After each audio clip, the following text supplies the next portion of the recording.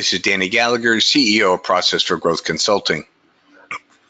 Organic growth and training of new financial advisors seem like two separate skill sets and problems, and yet they are completely dependent on each other for success. This presentation will explore how training of new FAs drive organic growth for existing FAs, but with a caveat. We must rethink on what are the terms of engagement with new FAs and what are the minimum expectations of training for existing FAs for all of us to be successful. Teaming is hard. Marriages fail at a 50% rate and teams are probably in the 90% area. Coming together to share workload and revenues is difficult at best. But the firms know that FAs on team average more assets under management and do more average revenue and sell more products per client, and they have a lower client attrition rate. At one major firm, team FAs revenues were up an average of 20% and sole producers declined by 6% in 2017. So where we can all tell horror stories about teaming, the bottom line, it is in our best economic interest to work through the issues. So think of the process of teaming as a mitigation process, not a guaranteed process. I can guarantee it will not be perfect without issues, conflicts, but we can mitigate some of the issues by understanding why we form teams and how we can mitigate known potential problems. We need to manage our expectations by understanding the actual achievable reasons on why and how we team and not on what we think are the reasons to team. Around the year 2000, the industry started to grapple with that we are moving from I am a broker model executing trades for commissions to a wealth management fee-based model. This raised significant challenges for us. Teaming and the introductions of centers of expertise all started together.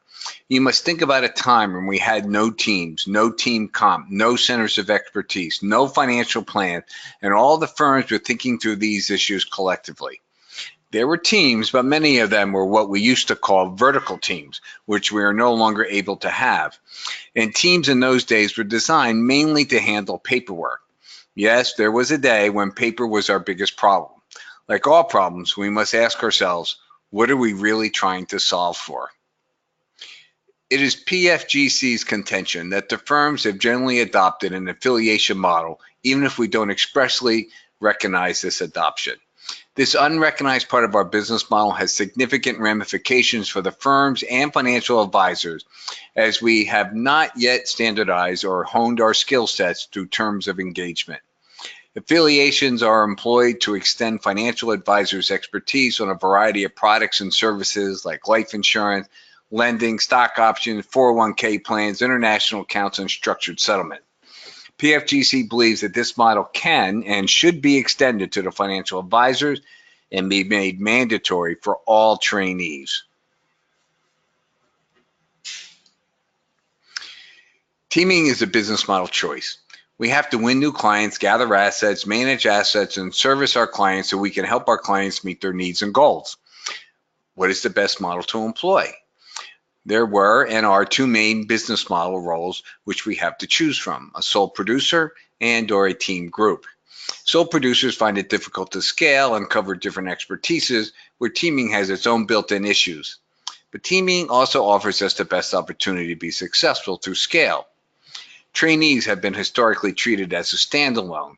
What I mean is that they are not part or an important part of our business model. PFGC disagrees with this point of view. PFGC teaches that trainees are an integral part of an FA's growth strategy and are actually valuable assets to the branch office.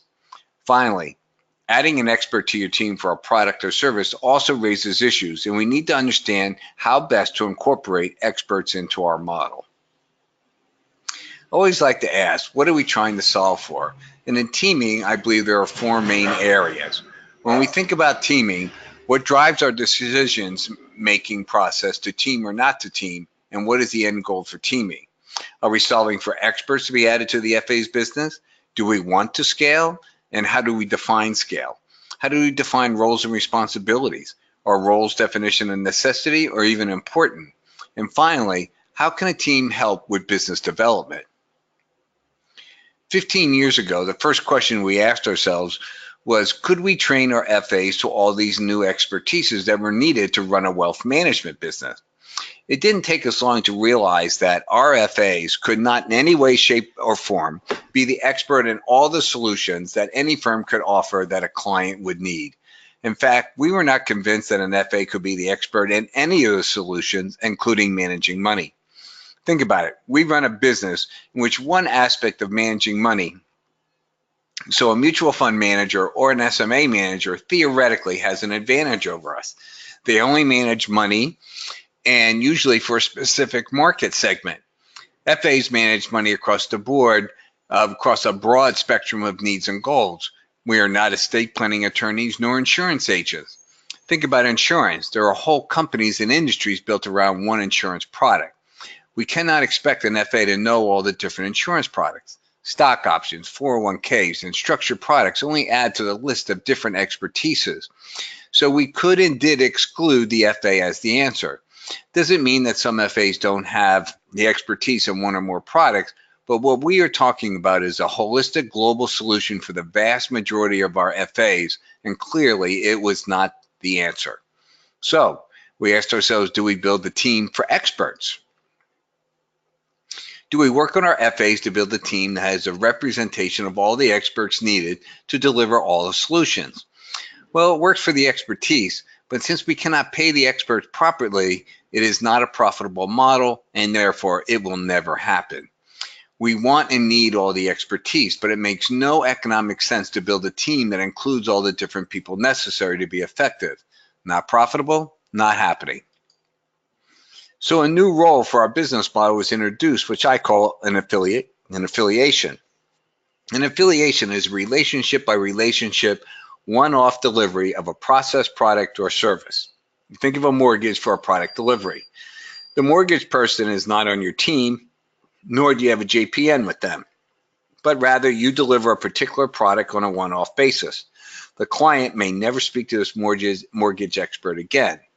We could use our firm's designated wealth manager to deliver a wealth management analysis, or the firm's insurance rep to review an insurance contract as a service. Once we realized that the FA was not the sole answer, but that we needed the centers of expertise, it became a cost-benefit analysis of the expert's placement level. Is the expert on a team, in an office, a complex, a region, division, or national level?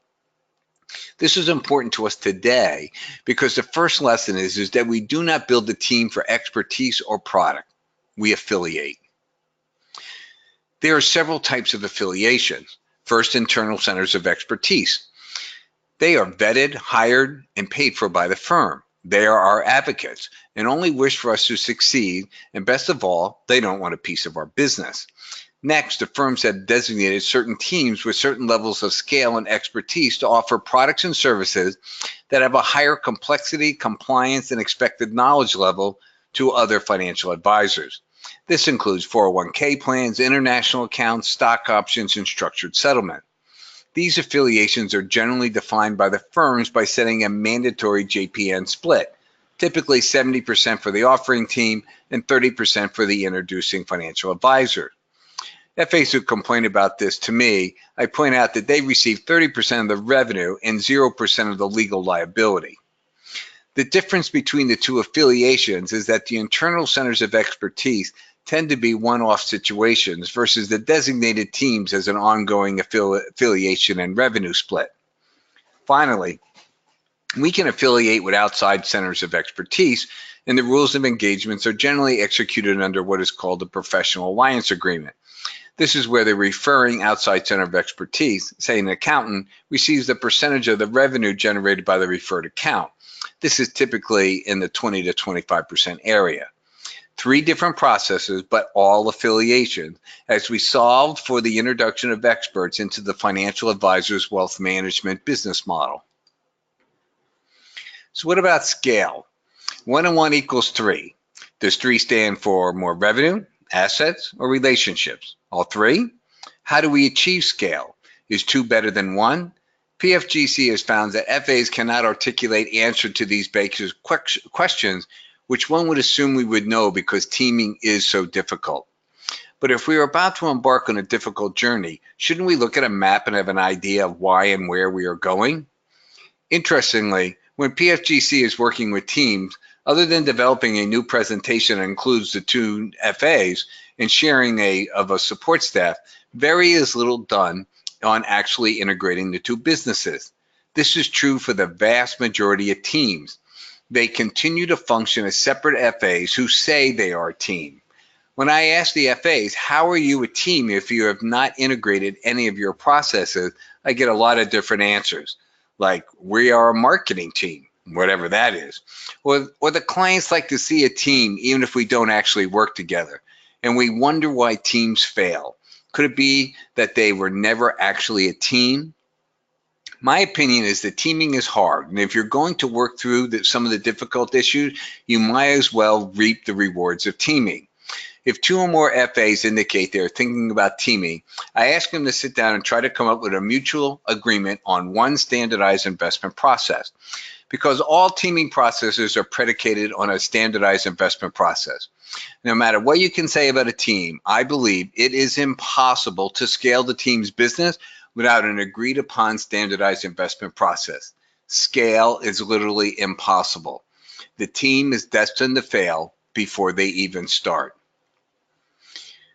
What is the best process to develop and employ a standardized investment process? I encourage two FAs who are going to team to keep their existing books separate. I also make it a must that they create an overlay standardized investment process. The FAs can move their existing books into the standardized model over a period of time. Practically speaking, this takes 2 to 3 years to transition an existing book, but that's okay. The team and the new clients are operating under the standardized investment process. This gives the team commonality. This allows team members to cover all new team clients because they understand how the clients are invested. Two separate investment processes breaks down team functions and processes on every level. If you have a standardized investment process, you can then build a standardized presentation, incorporate a standardized wealth management process, discovery process, articulation, and finally start earning designations that support each different process. Without a standardized investment process, none of the other team processes can be built. A team has a connotation of commonality, yet FAs team all the time without agreeing on why, how, and what they will present to a prospect client together. All these processes must, I repeat, must be standardized for the affiliation model. Roles and responsibility. I work with teams and they want to have a definition of roles and responsibilities. I participated in several coaching forums where each one of the coaches had to explain our value proposition. I spoke with 4 coaches once, and 3 of the 4 coaches I presented said that their expertise was role definition. Myself, I was not, and I am not a buyer of role definition, but it isn't for the lack of trying. Through experience and a lot of hard work, PFGC believes in process definition. Let's discuss. In building our business model, I believe we need to think like the 6 blind men who the Raj asked to describe an elephant, where each blind man touched a different part of the elephant and accurately described the individual part. In no way did any of the blind men actually describe the elephant. All the different parts added up are the sum of the whole that describes an elephant. And like the 6 blind men, we must identify all our functions and processes and ensure that they work together holistically to get us to the goal of building a business model that drives revenues. Our main issue is that we aren't 6 people, but only 1 or 2 or maybe 3. A team must first identify all their processes and think through the importance of each one and then loosely rank them in importance. PFGC believes that we must be highly trained relationship managers first. We deal with people. It is incumbent that we have a highly defined relationship management skill set. We must train ourselves and standardize our affiliations with internal and external centers of expertise. We must have a well-defined business development process that actually gets us new relationships. When we get in front of a prospect, we must have an in-depth discovery process and wealth management process that is based on a highly defined and standardized investment process. Everything must be interdependent and interrelated. Nothing is a throwaway, nothing is a nice to have. More importantly, we need to understand how important each function is and what level of importance and time we spend on each function. We cannot choose to eliminate a function as the sum of all the functions define our business model. Take discovery. It is estimated that less than 1% of FAs employ the in-depth discovery, yet it is arguably the most important function. Yet if a FA had 20 net new meetings in a year, we could only dream this was true, and the discovery was, let's say, 2 hours long, then the FA would spend 40 hours in the year executing a discovery process. That's 40 hours per year out of the 2,080 average work hours in a year. Not a lot of time spent, but extremely important process.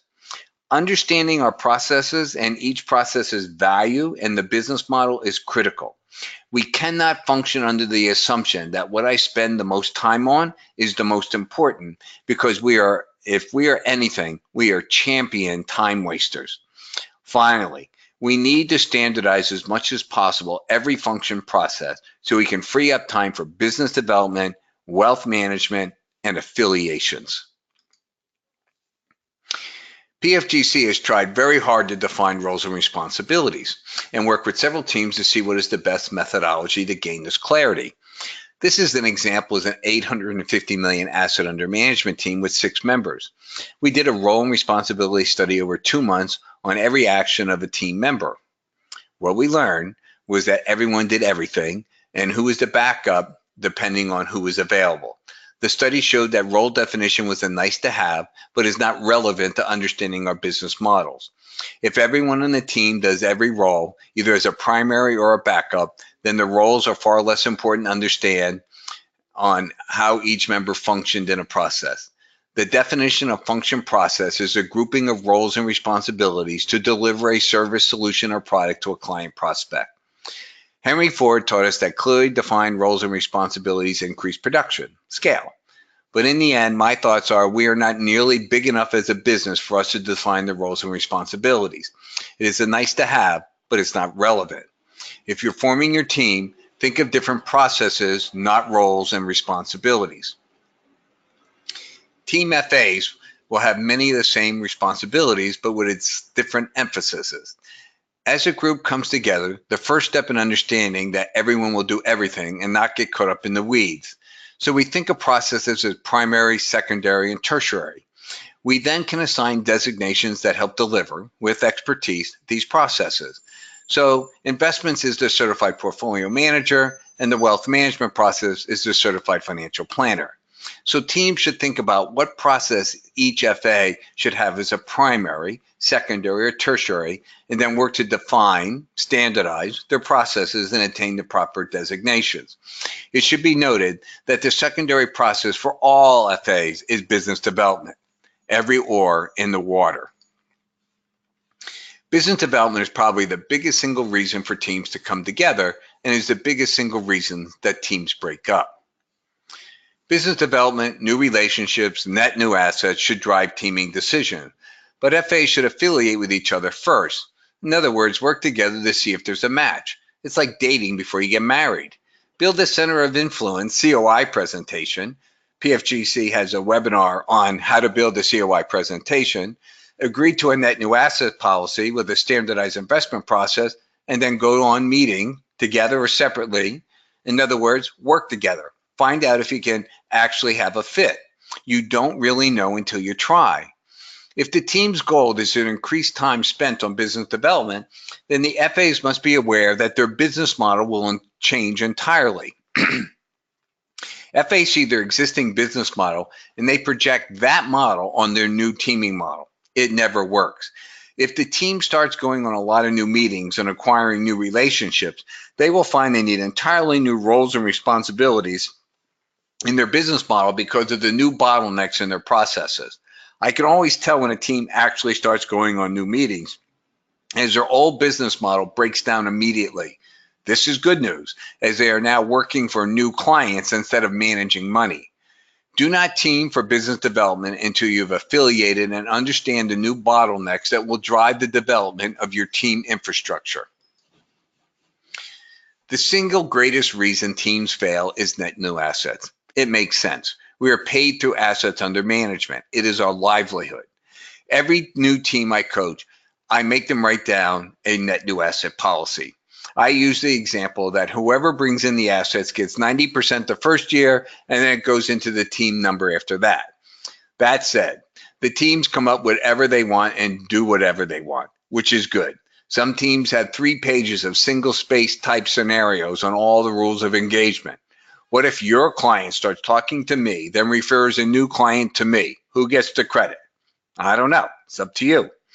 Admittedly, FAs give me lip service when they first write their net new asset policy, but within a year, they then get serious as assets become the major issue. The policy is never perfect, but it gives the FAs an agreed upon starting point for future discussion. A net new asset policy mitigates problems, but it certainly does not eliminate them. So what can we actually solve for? One, we do not build teams for expertise nor for product. Unfortunately, I do equities and you do fixed income is the number one that we don't do. Frankly, it's the worst reason of all to team. But we do team for an expertise for a process, like a CFP for the wealth management process. Number two, scale can only be achieved through commonality. You can keep your existing books separate, you really should in the beginning, but then you create a new overlay that starts with a standardized investment process and then develop the rest of your processes based on that. 3, role definition is not important as understanding who owns what processes or parts of the process.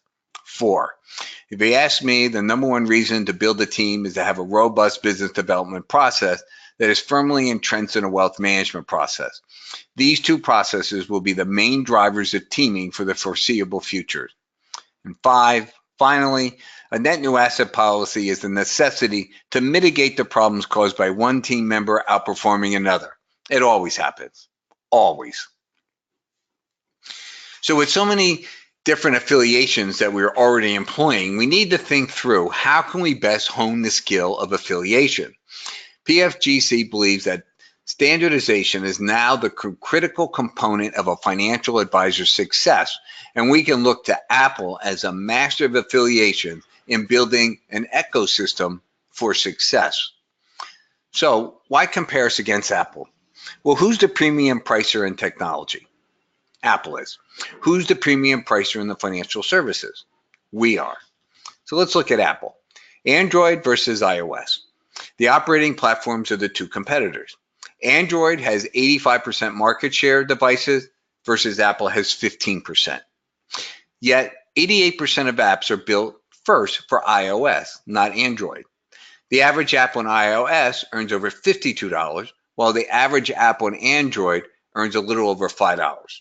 Which one do we want to be?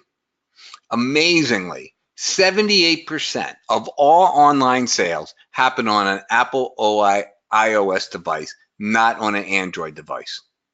Why? With 85% of market share, shouldn't you be the dominant player?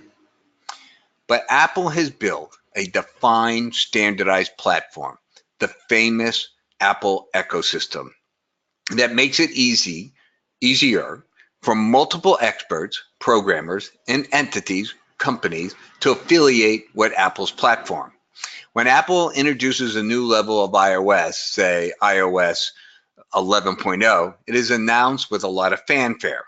But no one notices when a couple weeks later, Apple announces that 99% of all the Apple devices, over 1.2 billion in the world, are updated, and yet that is actually the most important piece of information. Android recently announced Android 8.0, Oreo, but in the announcement admitted that the largest amount of Android devices, 23%, only 23%, were running 3.4 version of Android. The tip of the spear, 8.0 Oreo, the newest new Android, has 0.08%. Android just announced their own phone, and everyone was asking why. But in the announcement, Android said they needed the phone to control updates, standardization. And this standardization has allowed Apple to become the premium pricer in the industry. The Apple X phone is not demonstrably better than the Samsung 8 Edge, but who gets the premium pricing? Apple. We must standardize all our processes, platform, so that we may affiliate with multiple experts so we can maintain our premium pricing by offering a premium service. If an FAA has standardized their processes, articulation, presentations, discovery, wealth management, investment management, then you can start more effectively and efficiently affiliate with many different people. These standardizations set the team up for organic growth. For the first time, the team functions as an asset gatherer, not as a money manager. First, we standardize ourselves, then we standardize our interactions with each of the different affiliations. We define the terms of engagement. Standardization seems like a nice to have, but in reality, it is of the utmost importance. Once we standardize our processes, we can start affiliating. The easiest affiliations for an FA or group ability to affiliate is with the internal centers of expertise. The internal COIs are paid for by the firm. They don't want a piece of your business, and they are on your side as an advocate. There is no revenue share, but we must work to standardize how we affiliate with our centers of expertise. We leave way too much to chance. PFGC believes that we can do much better in standardizing the terms of engagement. PFGC believes this whole process should be electronic, not physical paper. Actually, an FA should be able to Google their firm by life event, say a stock collar. It's not even that. I have low cost stock. What can we do from there? Up will come all the relevant information in a packet for the FA to decide if the client should move forward. Today, with the new AI-driven CRMs being launched, this could be a seamless process. I personally spent 28 years at Morgan Stanley and worked in many different capacities across the retail and institutional world. I believe that a major BD has the capability to solve many, up to 400 different strategies for life events. But the solution may originate on the rates desk. What's the rates desk? FAs think in life events, as do our clients. Let's solve for that. Many firms have strategic partnering groups that teach FAs how to partner with other FAs. PFGC believes that first, we should learn all the capabilities of our firm and how to find them, and then be an expert on how to partner with our firms. Strategic partnering should concentrate there first. Next, PFGC believes that business development should be driven through affiliating with external centers of expertise or influence. 84% of high net worth clients get their lawyer, accountant, and financial advisor from a referral. We must insert ourselves into their processes. One successful affiliation can and should lead to multiple referrals from a COI. I saw a study where only 3% of all the sales in the country are executed on an outgoing call. Cold calling for product, as I cold called on $25 preferreds, is dead. The Internet of Things is about relationships, and accountants and estate planning attorneys are our natural allies. PFGC watchwords are one client, one solution. So no matter how many different brokerage accounts a client may have, there are still one client, one solution. All solutions for clients entail three basic skill sets: investments, taxes, and estate planning. The solution is interrelated and interdependent on each expertise, even though we do not deliver all three, and we will not for the foreseeable future. Affiliate with external centers of expertise to drive your relationship management skills and net new relationships. As we pointed out earlier, the firms recognize that certain teams have developed skill sets and scale in services, products, and processes that have a higher expertise and compliance profile, so the firms consolidate customers, processes, and products to these designated teams, and we affiliate with those teams for the usual 30-70 split.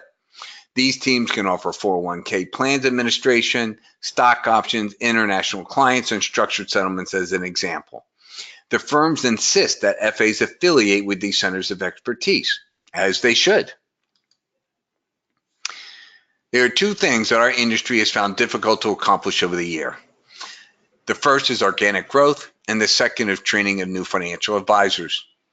I was with the senior executive of a major BD, and I said I heard that another major BD's training results were that only 13% of trainees survived training after 3 years and 6% after 5.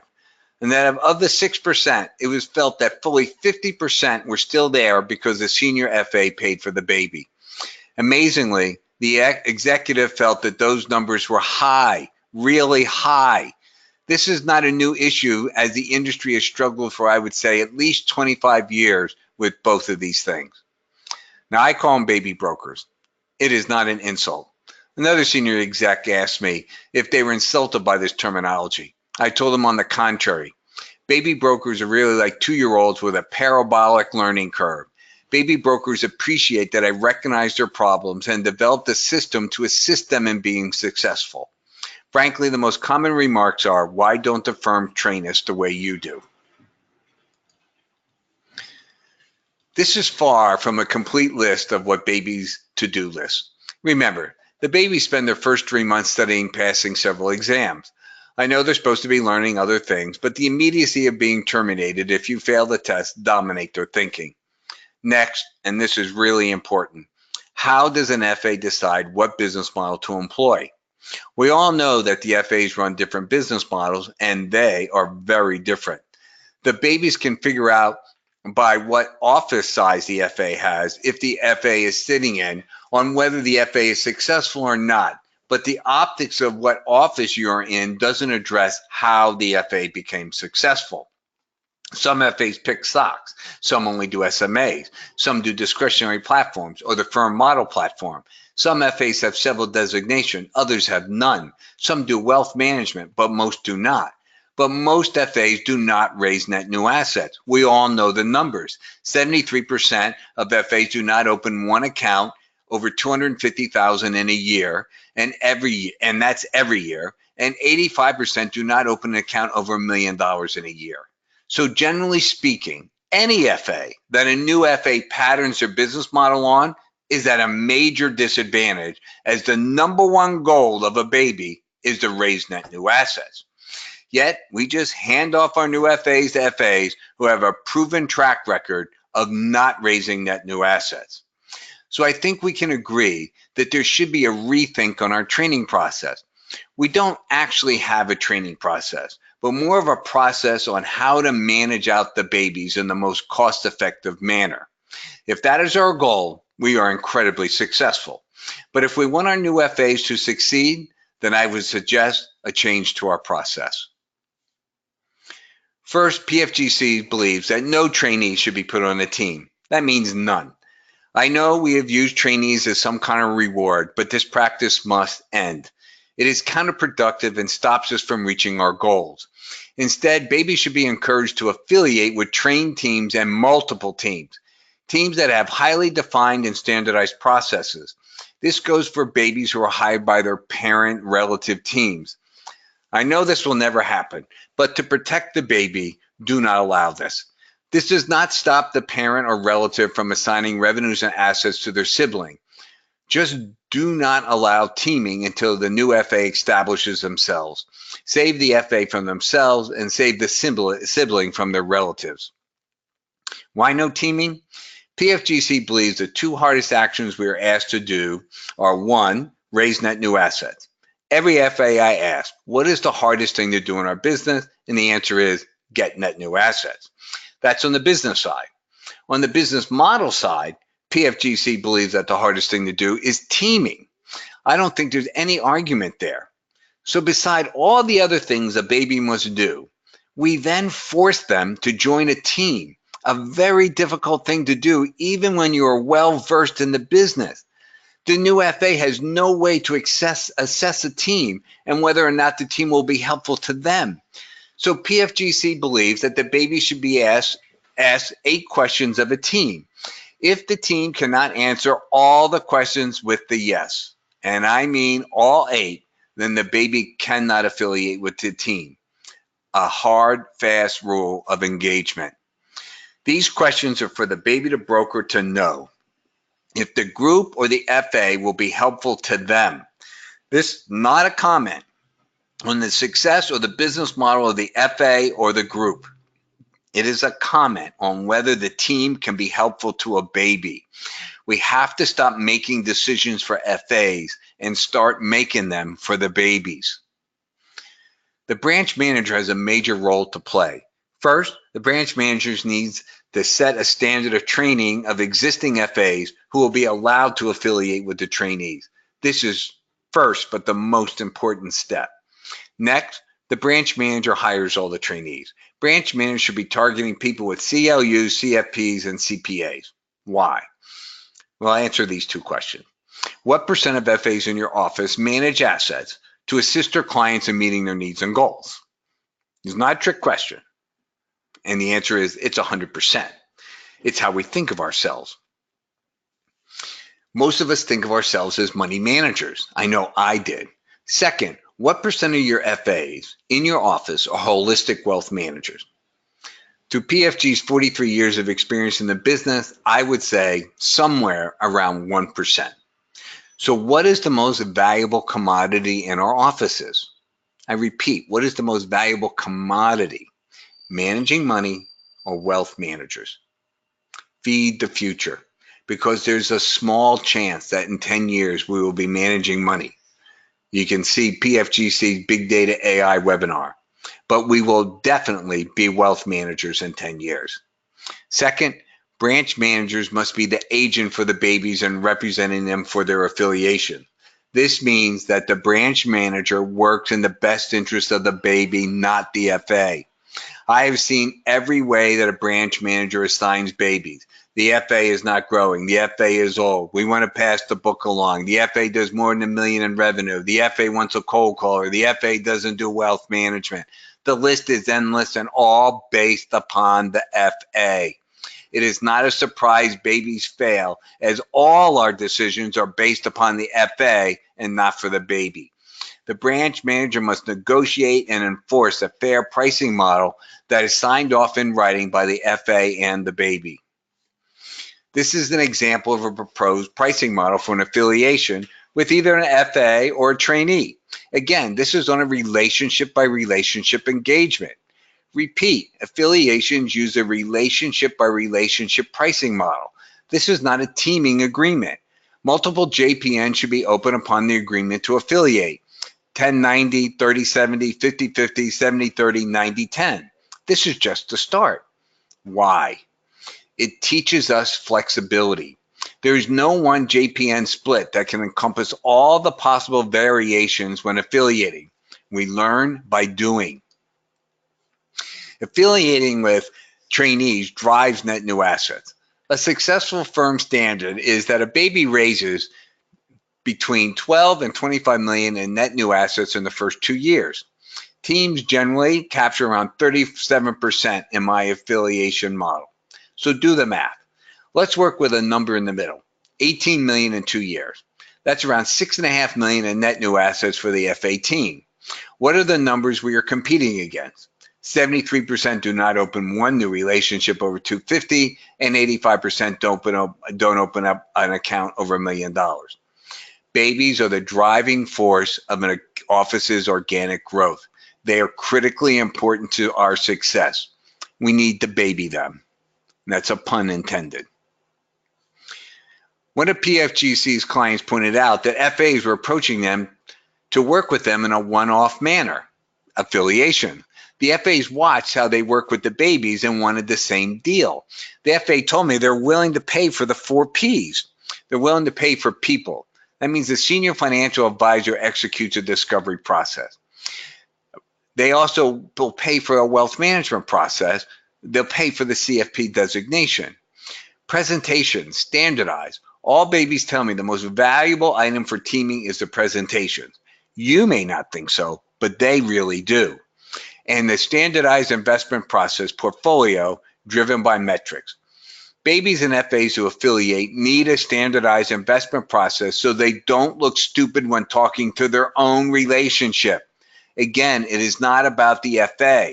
It is about the person affiliating. PFGC believes that affiliation, strategic partnering, and in the end, teaming is driven through the ability to deliver a wealth management process. It is not investment driven. In a fee compression environment, FAs will not partner to give up their diminishing fees, but wealth management is considered additive. I gave up my car. I live in Brooklyn. when I read that the average American uses their car only 3% of the time in a year. I thought I was about 1%. The biggest business driver we have, probably responsible for 99% of new relationships, is net new meetings. My educated guess is that out of the 2,080 work hours in a year, we do not spend 62 hours or 3% of our time in new meetings. To be the tip of the spear is to spend 3 to 5% of your time meeting new people. Everyone must prospect, every oar in the water, but trained senior financial advisors should affiliate to extend their reach and their ability to close. Let's look at a team that employs the affiliation model. This is a real team, and in PFGC's opinion, the best trained team for affiliations. Again, I'm being precise in my choice of words. The best trained team for affiliation. I believe they raised over $100 million in net new assets last year. As the standardized presentation is designed to inform prospects who we are, what we do, and how we do it. First, the bios, who we are. Designation. This team has all these designations. They are an outlier, but this is part of our challenge to assist our FAs in getting these designations. This is what the future competition looks like. When presented to a prospect client, we speak something like this. The team has a CFP, which means to you that we are trained to understand our clients on a holistic basis and assisting them in meeting all their needs and goals. The CPM designation means that we are trained to portfolio management to design a proper portfolio to meet your needs and goals. We have the portfolio manager designation because we have chosen to work with our clients on a discretionary platform. This means that even though our firm is not a fiduciary firm, we must, and the firm must deal with you using the fiduciary standard, which you might understand as best interest. What do designations mean to a prospect client? Not on how smart I am, but what it means to them. Nobody cares how much you know until they know how much you care. Support staff. Support staff is highly trained to understand and fulfill any service you may need. What we do. What we do are all the things that we do that the prospect doesn't know that we do. Any prospect or client that goes to an FA knows we do investments. We want to tell them so much more. Notice the 3 buckets. Any mention of investments? How we do it. This is the wealth management process. And then follow it like an agenda. The wealth management process lays out all our capabilities and how they are delivered. Investment philosophy. We never tell prospects how we will invest their money because we have not executed an in-depth discovery process. It is iterated that we run a standard, low-cost, tax-efficient, metric-driven investment model. This is HBC's team's affiliation pricing model. They can sit down with a baby or an FA and tell them who they are, what they do, and how they do it, and how that baby or FA can work with the team by affiliating on a relationship by relationship basis. Here are a couple of examples from other PFGC clients. Everyone's different, and that's okay. This one's somewhat the same. Set of circles, rectangles. Again, I'm agnostic. Now, the HBC group affiliates with a senior financial advisor, Patricia Glass. Patricia is first on the presentation as she is highly experienced and trained FA with over 20 years in the business. HBC is used by Patricia for wealth management. A point to be made here. As previously mentioned, before FAs will generally partner for wealth management more than they will for investment. This is an example of that happening. Next, HBC is affiliated with Gil as Gil prepares to retire. Again, Gil is first as he is a highly trained, experienced financial advisor, but is looking to add wealth management for his clients. Notice a pattern here? Now here's the baby. Andrew has made it through the program and he is on his own. Why is the team first and Andrew is second? When we hire a baby, the first thing we ask them to do is develop a spreadsheet with all the people they know and what is the perceived opportunity. This is great, except that all those people who Andrew knows also knows that Andrew is a baby broker. This means it is highly unlikely they will give Andrew their money. They may give him a little because they know him, but they don't really trust him. This is no different for any new FA. So the goal of a baby is to show the people he knows that he was intelligent enough to affiliate with a team that they can do business with. Andrew has 3 affiliations. One of them is with the HBC group. Andrew is not on a team, he affiliates. Joe is also a baby, is another affiliation. Even though Joe is from the institutional side of the business, meaning he is very well trained in the financial world, he was not well trained to wealth management. Finally, a team affiliates with Karen, another trainee. A couple of observations. First, the team leaders, Brev and Jason, believe it is part of their job descriptions to identify, engage, and affiliate with trainees and FAs. They work at it. It is part of their job description. Second, the HBC group has highly standardized processes which allows them to easily affiliate with other FAs. Every FA who affiliates with the HBC group is in essence agreeing to adopt the HBC processes. Thus, it doesn't matter on how many FAs or babies affiliate with them. HBC doesn't change. The FAs do. Third, everyone who affiliates with the HBC group knows what to expect when they introduce a prospect or client, as all the processes are standardized. This is incredibly important. No one wants to introduce someone to a team and then be blindsided. It's a non-starter. Now, the HBC group also affiliates. The Martin Rizzo group is nationally known as experts in structured settlements. We all affiliate, but what we must start standardizing are the terms of engagement. This is a snapshot of last year's affiliation pipeline for the HBC group. I believe they raised over $100 million in assets next year. Notice affiliations are additive. This team functions for net new meetings. They affiliate to increase their net new meetings. We have learned we don't team for expertise, we affiliate. We do team to bring on trained wealth manager, but the wealth manager is treated like an FA, meaning that they have to bring in net new relationships just like everyone else. They just have to have wealth management as a primary process. We don't team so someone gets a higher payout. I get it. The firms are trying to drive behavior. Teaming is better than not, but it drives bad behavior and reduces the odds of a team will be successful if you do it for a higher payout. Imagine if your firm offered $25,000 a year to their employees to get married because they believe married employees are more productive. What would we say? Getting married for all the wrong reasons? Teaming is as close to marriage as anyone would want to come. PFGC believes it would be far better if the firms offered a higher payout based upon the percentage of an FA's revenues generated through affiliation. All the different kinds of affiliation. Before you team, date, affiliate. You date before you get married, so why not affiliate before you team?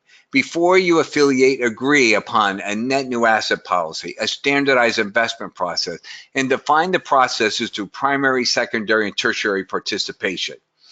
Pre-teaming work is far more important before you team.